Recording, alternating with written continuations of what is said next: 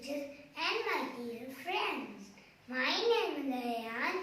Today I am going to tell a poem on nature. The name of my poem is Let's Preserve the Nature. The sun is shining, the sky is blue, the birds are flying and the breeze is so cool. Mother Nature is trying her best but give nothing but beautifulness. But what we do? Make her a mess. But what we do? Make her a mess.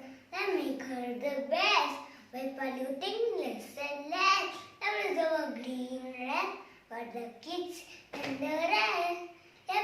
Let's preserve a green rest for the kids and the rest. Let's preserve a green rest for the kids and the rest by polluting less and less. Let's preserve a green rest for the kids and the rest. Thank you.